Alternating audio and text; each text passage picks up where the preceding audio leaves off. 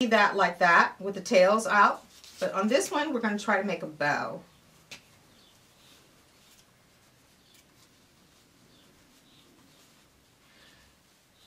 Well, it's not coming out really great. Let me turn this around for a moment so I can make the bow, so I can see what I'm doing in making the bow. So basically, you're just making a regular bow.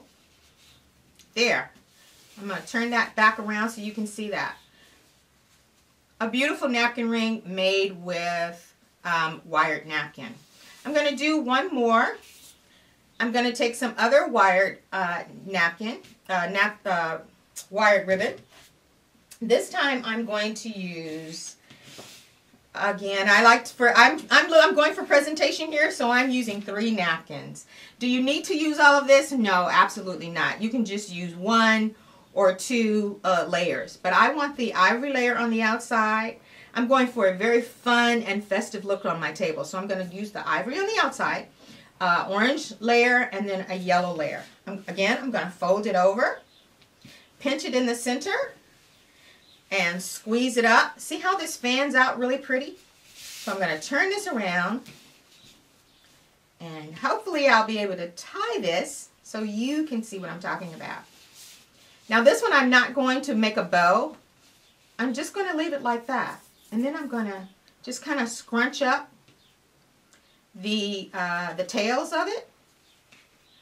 And you can play around with it and have them as long or as short. If you find that they're too long, just snip them off.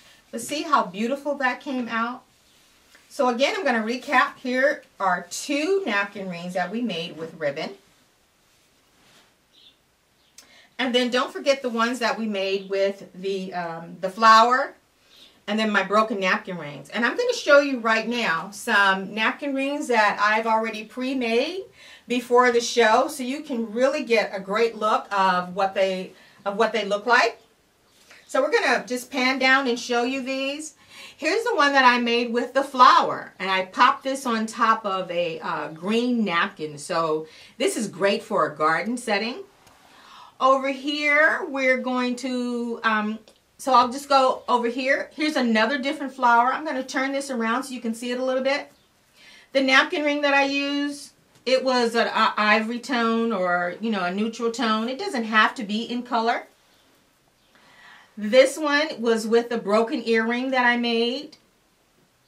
This one, again, you saw this one earlier. This was the broken earring palm spring earring that I made. And then I'm going to pan over and we're going to show you the ones that we made with the wired ribbon. Here's one with the wired ribbon with a lovely bow and some tails on the end. And here's the one with my really fun and festive one that I made with 3 different napkins. But just think about the presentation that will give you on your table. So again, today's class was on embellishing napkin rings. So again, one of the reasons that you want to embellish your napkin rings, or embellish your napkins actually, so that your luncheon or dinner tables are just going to be that much more beautiful and that much more stunning. So, and I'm really trying to show you how to be cost effective and use items that you may already have, like a broken brooch or a broken earring or some wired ribbon. And you don't have to go out and spend $9.95 unnecessarily if you don't want to, or if you don't have the budget for it. Okay?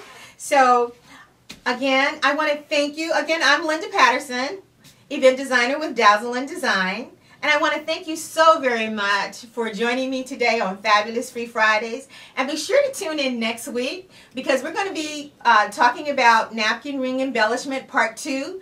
But on that segment, we're going to be using rhinestones and jewels, and we're really going to put the bling on the napkin rings. And so I know that you're going to want to tune in. You won't want to miss that show. Thank you so much for joining me. Bye-bye.